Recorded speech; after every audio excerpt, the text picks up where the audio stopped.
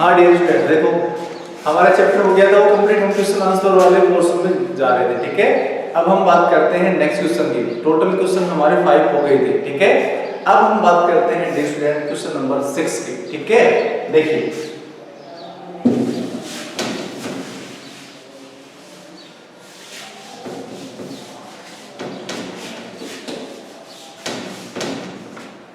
Yes dear student, देखिए हम बात करते हैं नेक्स्ट क्वेश्चन की, जिसका नाम है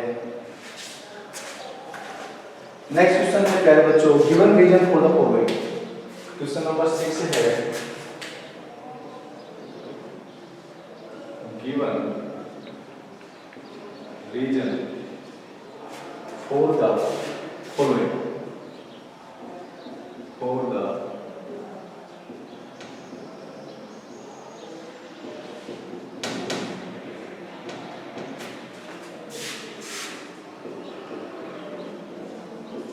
science. Given reason for the following, ठीक है। पहला रीजन, पहला क्या है, ए। एक क्वेश्चन है प्यारे बच्चों, aluminium foils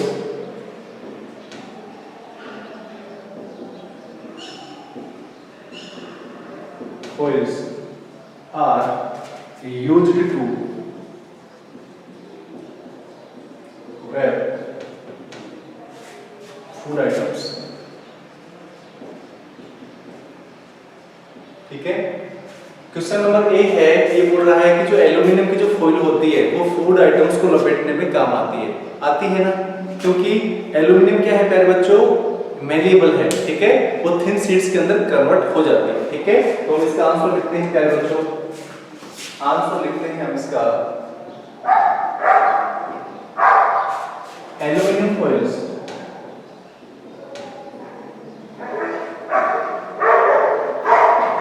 aluminium foils are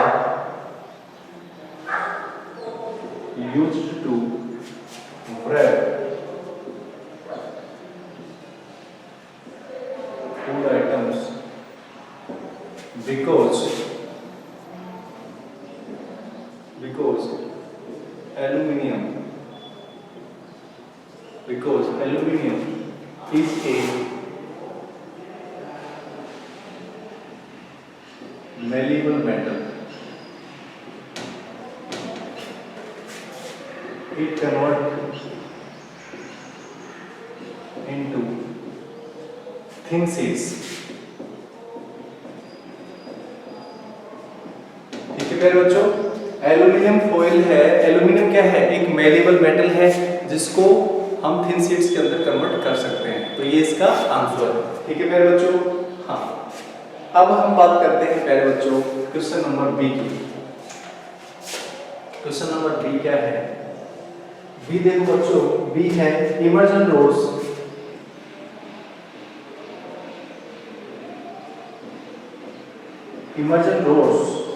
for heating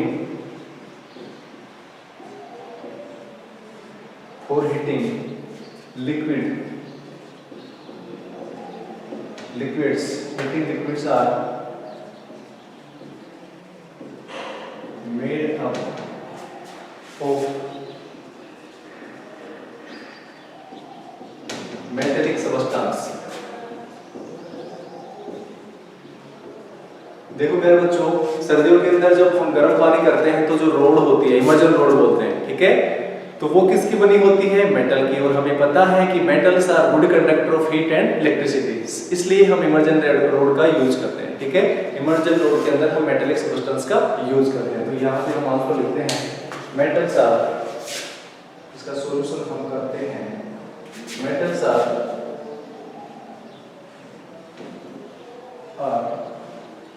good conductor of heat and electricity,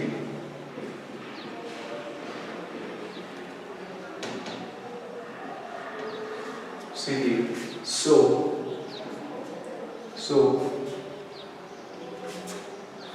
emergent rods for heating liquids, emergent rods for heating liquids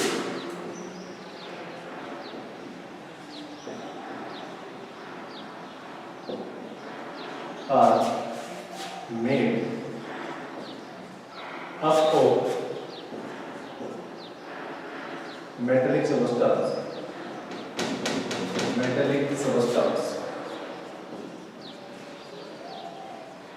ठीक है प्यारे बच्चों, मेटल्स होते हैं वो गुड कंडक्टर होते हैं हीट की और इलेक्ट्रिसिटी की, इसलिए जो इमर्जन रोड होती है वहां पे हम यूज करते हैं मेटेलिक सबस्टेंस का है। आप इसका स्क्रीनशॉट लें, उसके बाद हम नेक्स्ट क्वेश्चन की बात करते हैं।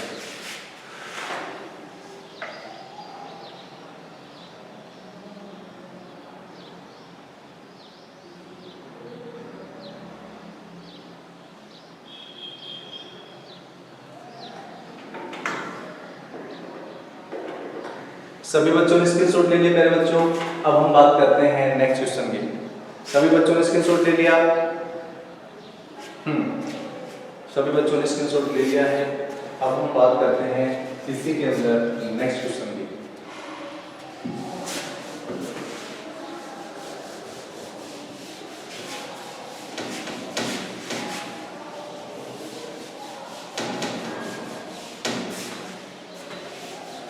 क्वेश्चन नंबर 6 का सी। क्वेश्चन नंबर 6 का सी क्या है प्यारे बच्चों?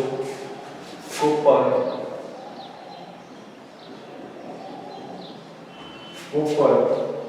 cannot displace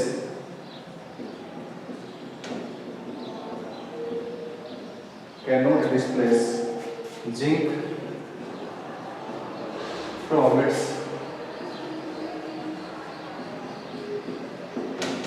its salt solution।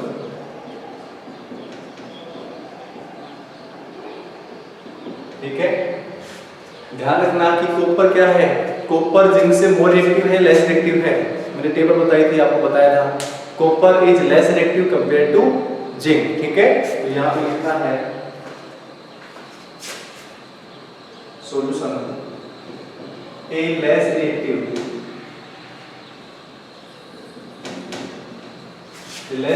Metal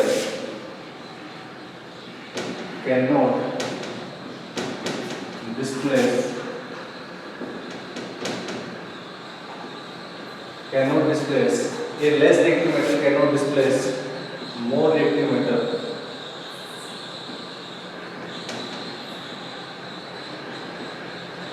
from its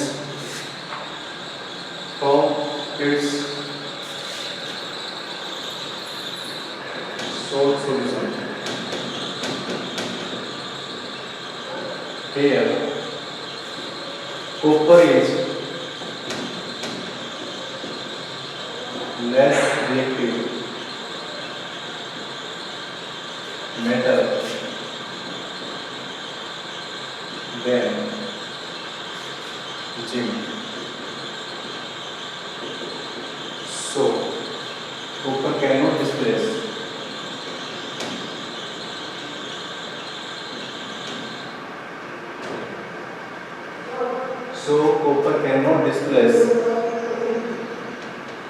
zinc from its salt solution। ठीक है डियर स्टूडेंट, ये इसका आंसर है। ठीक है, a less reactive metal cannot displace more reactive metals from its salt solution। Here copper is less reactive metal than zinc, so copper cannot displace zinc from its salt solution। ठीक है प्यारे बच्चों, it is the answer of C। सभी आप लोग इसका screenshot लें।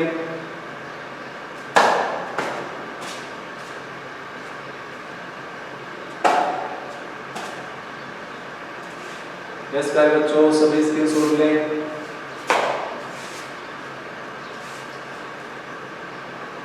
हाँ, नेक्स्ट क्वेश्चन की बात करते हैं हम डी की। इसमें डी क्वेश्चन 4 है। डी क्वेश्चन क्या है? Sodium and potassium are stored in kerosene. Why sodium and potassium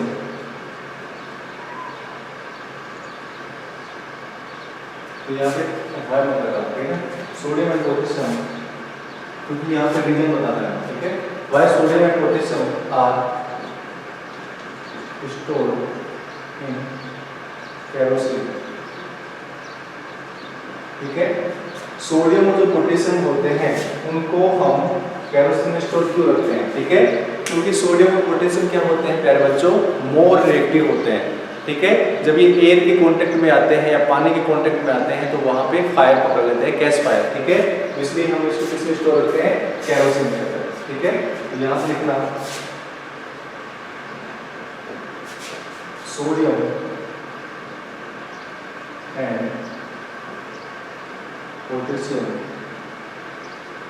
are very reactive metal. ठीक है, मेटल है, सबसे रिएक्टिव है। उसके बाद they can easily catch,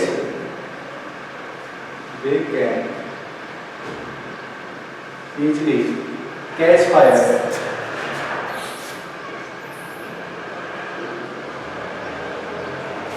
catch fire when in contact with, when in contact with air, air. So sodium and potassium are stored in kerosene। ठीक है प्यारे बच्चों, सोडियम और जो पोटेशियम होते हैं बहुत रिएक्टिव मेटल्स होते हैं। यदि ये हवा के संपर्क में आ जाए तो आग पकड़ लेते हैं, इसलिए सोडियम और पोटेशियम को आग से बचाने के लिए उसको किस में रखते हैं? हम केरोसिन में रखते हैं। केरोसिन से वो रिएक्शन नहीं करते हैं। आप एक बार इसका स्क्रीनशॉट लें, उसके बाद हम नेक्स्ट क्वेश्चन की बात करते हैं। सभी बच्चों को क्लियर दिख रहा है?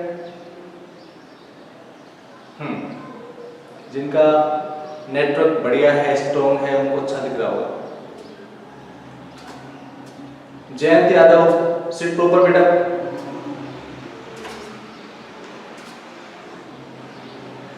Note support back side mister Jayant Yadav.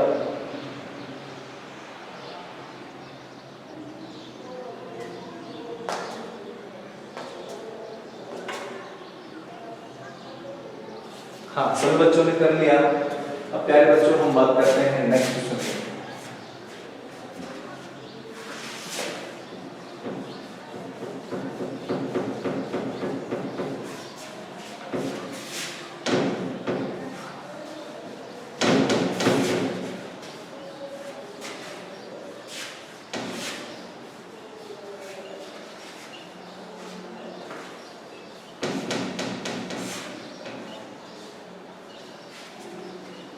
हाँ प्यारे बच्चों, अब क्वेश्चन नंबर हम बात करते हैं 7 की।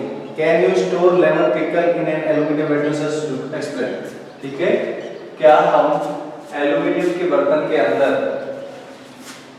लेमन का पिकल रख सकते हैं? क्या नहीं रख सकते।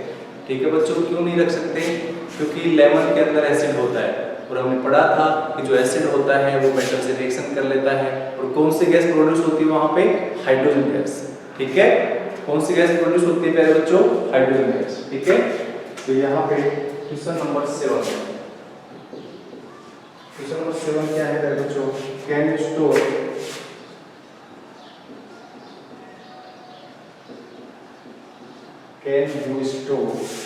Lemon pickle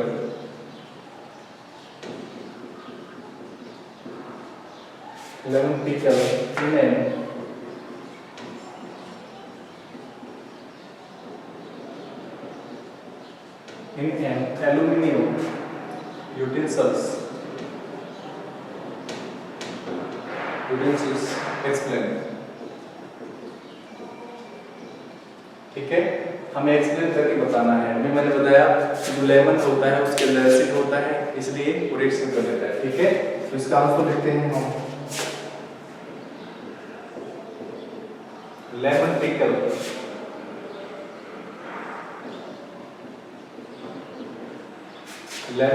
contain acids।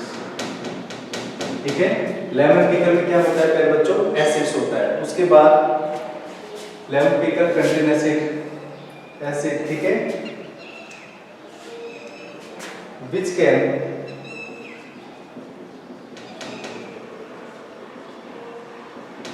react with acid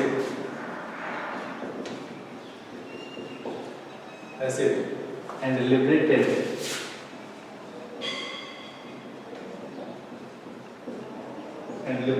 hydrogen gas. कौन सी गैस लिबरेट होती है? हाइड्रोजन गैस लिबरेट होती है, ठीक है। दिस कैन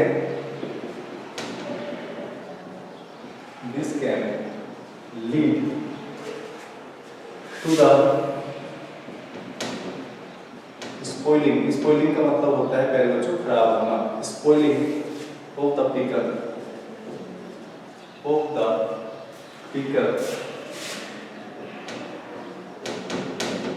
so lemon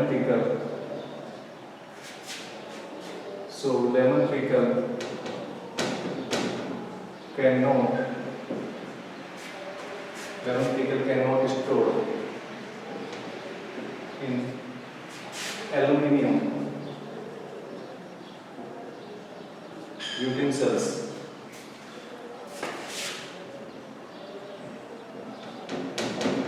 ठीक है प्यारे बच्चों, इसमें मैंने क्या बताया कि जो लेमन होता है उसके अंदर एसिड होता है, सिट्रिक एसिड होता है, ठीक है। जितने भी खट्टे फल होते हैं उनमें एसिड होता है, सिट्रिक एसिड होता है। तो वो क्या करता है, एल्यूमिनियम से रिएक्शन कर लेता है और उसमें बनाता है हाइड्रोजन गैस।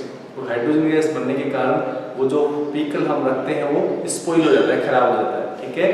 आप एक बार इसका स्क्रीनशॉट लें, उसके बाद हम क्वेश्चन नंबर 8 की बात करते हैं।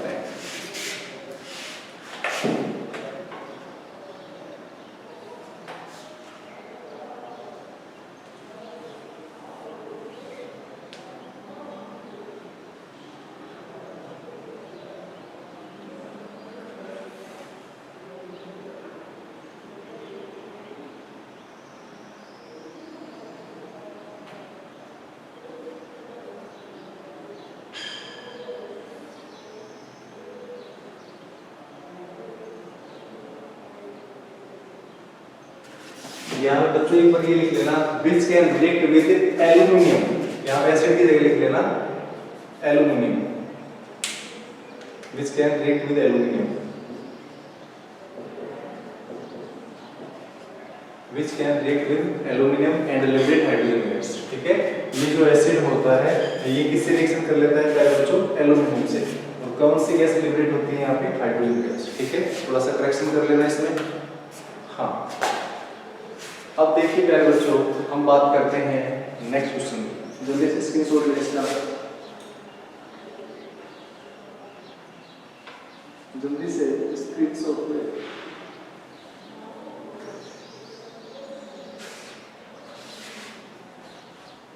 उसके बाद क्वेश्चन नंबर 8 है जो है match the following.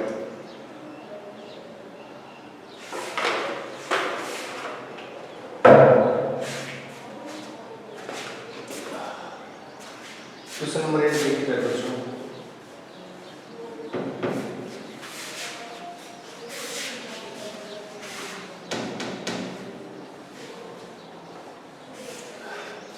Question number 8 है इसमें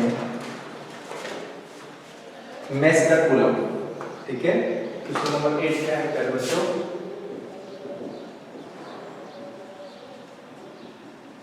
मैच द कूलम।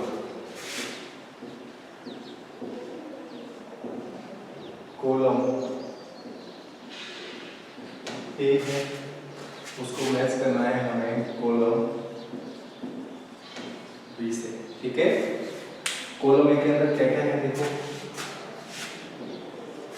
गोल्ड है, सेकंड में है आयरन, थर्ड में है एल्यूमिनियम,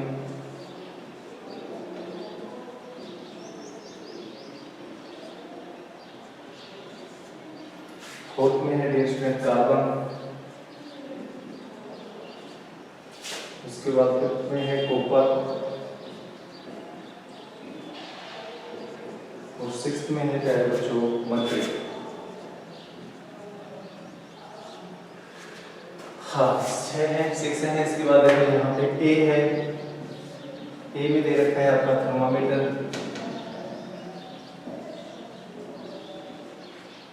बी में दे रखा है इलेक्ट्रिक वायर, सी में दे रखा है आपको रैपिंग फूड,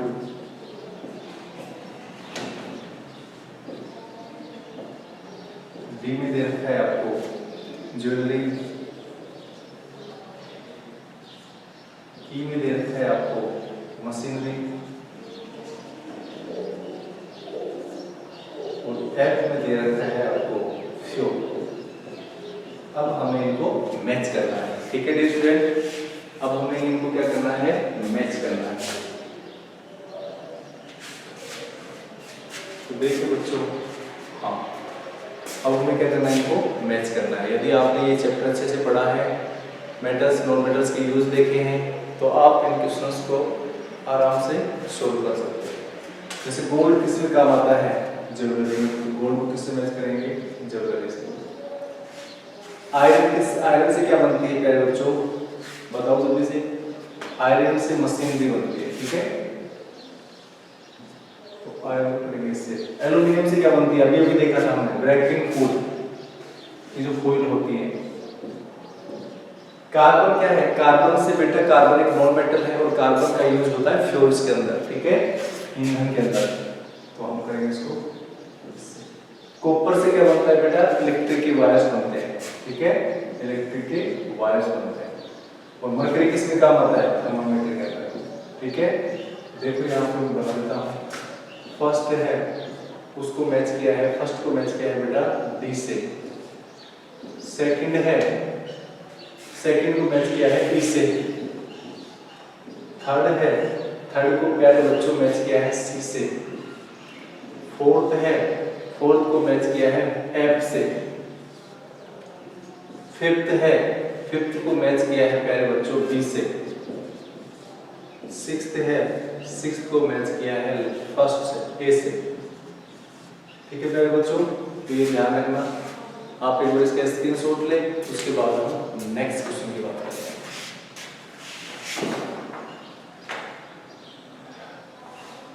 इसका स्क्रीनशॉट ले अच्छे से।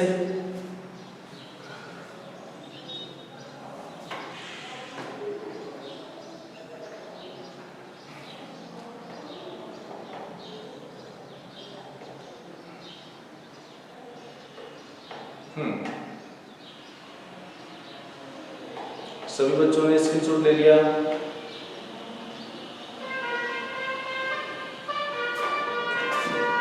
सभी बच्चों ने ले लिया, हाँ। हर्षिता सिंह बोल रही है यस सर, वेरी गुड। अब बेटा हम नेक्स्ट क्वेश्चन की बात करते हैं, क्वेश्चन नंबर 9।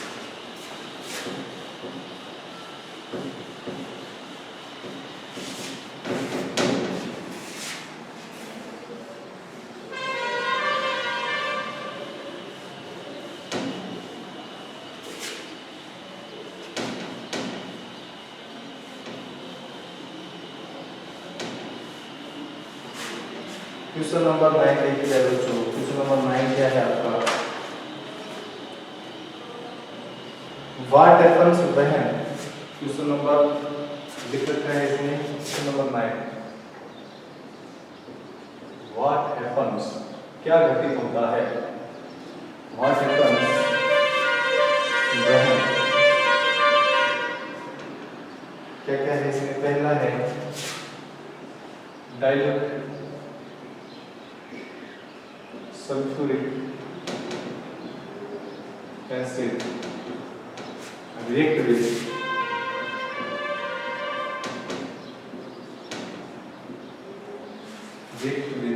या ऐसे लिखना, ऐसे इज फोल्ड, फोल्ड का मतलब होता है उडेलना, fold on a copper plate.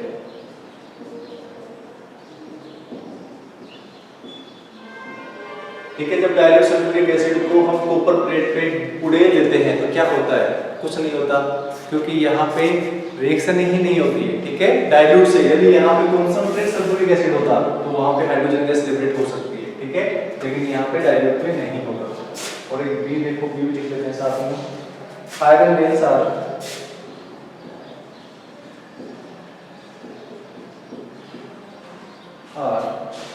placed in copper sulfate solution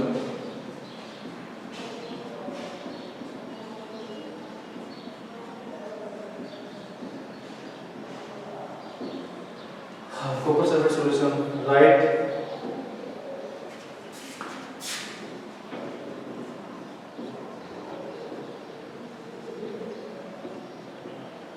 Write what equation of the reaction in gold. ठीक है, देखो प्यारे बच्चों, पहला बोल रहा है कि डाइल्यूट सल्फ्यूरिक एसिड को यदि हम कॉपर की प्लेट के ऊपर उड़ेल दें तो क्या होगा। तो वहां पे जो डाइल्यूट सल्फ्यूरिक एसिड है वो कॉपर की प्लेट से रिएक्शन नहीं करता है, इसलिए यहाँ पे किसी प्रकार की रिएक्शन नहीं होगी। ठीक है, इसमें देखो when dilute sulfuric acid is poured on a copper plate there will be no reaction between copper and dilute sulfuric acid as copper is less reactive and hence no product will be formed। ठीक है, ये हम लिख देते हैं।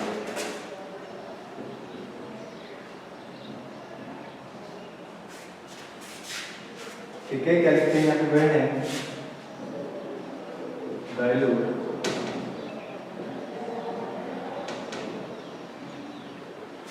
sulfuric acid is poured on a copper plate there will be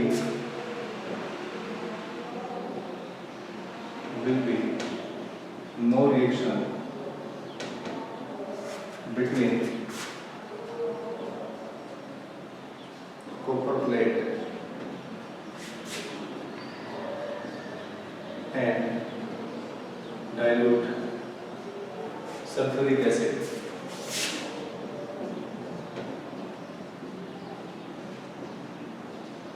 ठीक है, ऐसे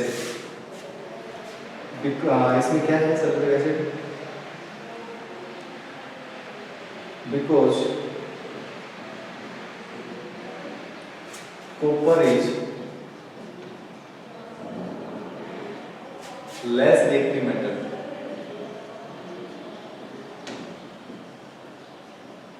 so there is no product formed, so there is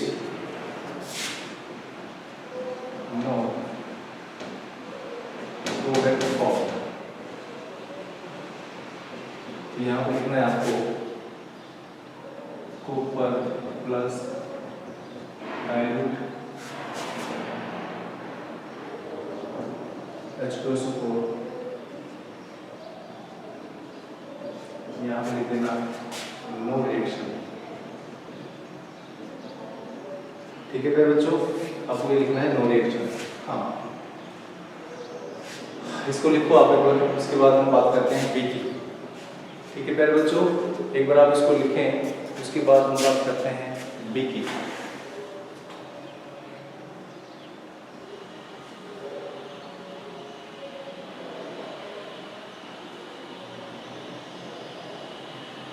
सभी ने लिख लिया? स्क्रीनशॉट ले ले सभी ने? यस, हर्षिता सिंह हमें थंब दिखा रही है, इसका मतलब हर्षिता ने स्क्रीनशॉट ले लिया है।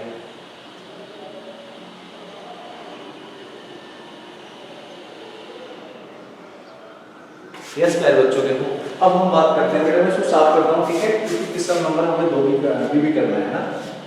तो ध्यान रखना है कि जो डाइल्यूट सल्फ्यूरिक एसिड है वो कॉपर प्लेट से रिएक्शन नहीं करता है, क्योंकि कॉपर इज लेस रिएक्टिव होता है, इसलिए नो प्रोडक्ट इज फॉर्म्ड। ठीक है, प्रोडक्ट नहीं बनता है, इसलिए no reaction.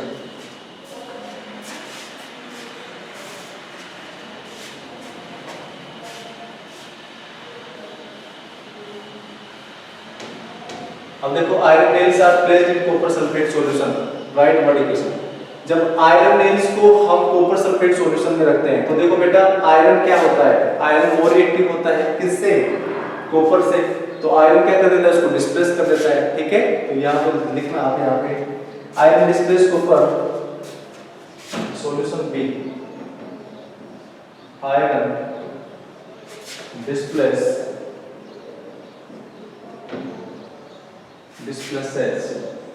iron displaces copper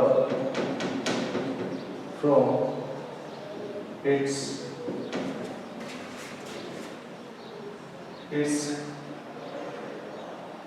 salt solution, ठीक है। iron displaces copper from its salt solution because iron is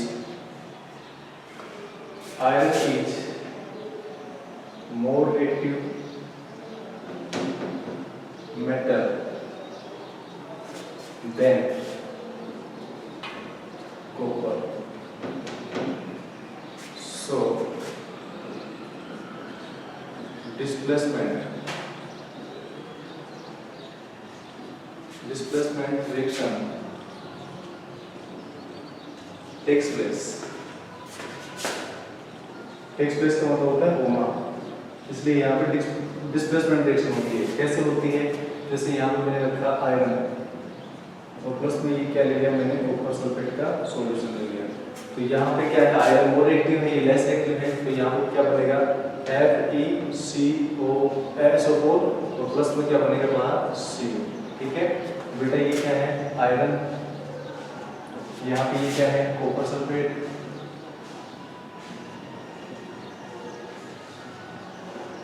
और यहाँ पे क्या है बेटा ये आयरन सल्फेट,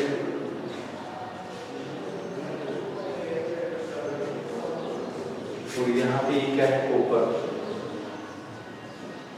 ठीक है बेटा। क्योंकि यहाँ पे बोल रहा है कि हमें वर्ड लिक्विडेशन लिख के बताना है, ठीक है। यहाँ पे आपको वर्ड लिक्विडेशन लिखनी है, तो ध्यान रखना कि iron displace copper from its salt solution या copper sulphate solution because iron is more reactive metal than copper, iron होता है वो मोर रिएक्टिव होता है कॉपर से, so displacement reaction takes place, यहाँ पे डिस्प्लेसमेंट रिएक्शन होती है। कैसे होती है, आयरन है और कॉपर सल्फेट है, यहाँ पे रिएक्शन होने के बाद आयरन का सल्फेट बनता है और यहाँ पे कॉपर अलग हो जाता है, ठीक है। क्यों, क्योंकि आयरन क्या है बेटा मोर रिएक्टिव है। इसका स्क्रीनशॉट लें, उसके बाद हम बात करते हैं आगे।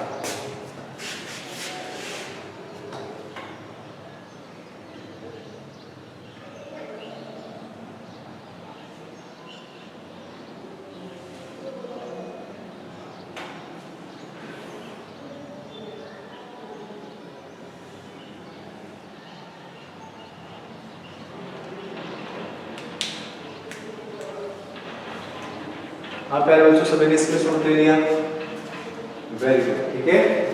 उसके बाद क्वेश्चन नंबर 10 है, उसके बाद क्वेश्चन नंबर 11, ये क्वेश्चन हम करवाएंगे मंडे को, ठीक है बेटा, क्योंकि टाइम कम है ना। इसमें ये है सोलोनिक टुक से पीस ऑफ, मैं समझा देता हूँ यहाँ पे, सोलोनिक टुक से piece of burning charcoal and collected the gas evolved in a test tube, how will she find the nature of the gas, ठीक है।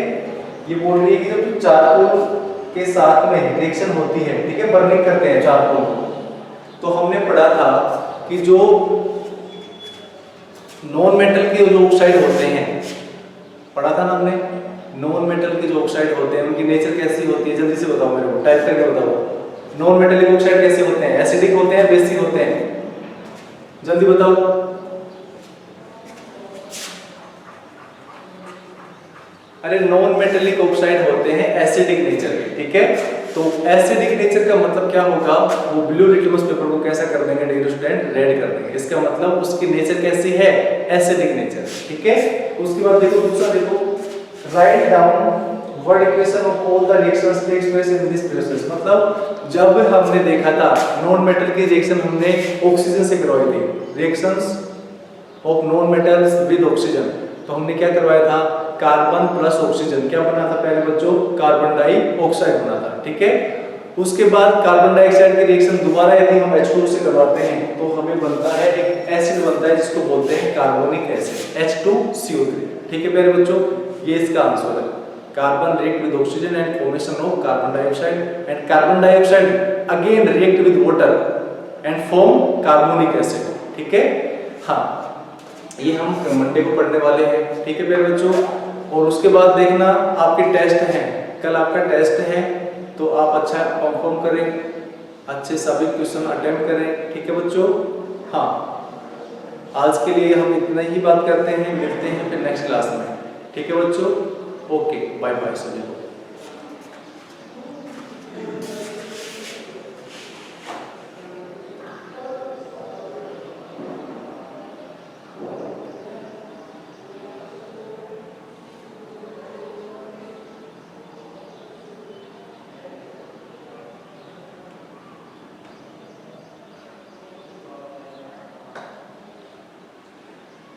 बेटा चैप्टर वीकली टेस्ट का शाहिद चौधरी बोल रहा है सर प्लीज। बेटा जितना पढ़ा दिया, ठीक है, जितना हमने ये जो चैप्टर है इसके भी एमसीक्यूज आने वाले हैं, ठीक है, जितना मैंने आपको पढ़ा दिया वो सभी क्वेश्चंस आने वाले हैं, ठीक है बच्चा। हाँ, अच्छे से पढ़ना, उनको सभी क्वेश्चन मिलेंगे आपको। ओके बेटा, बाय बाय।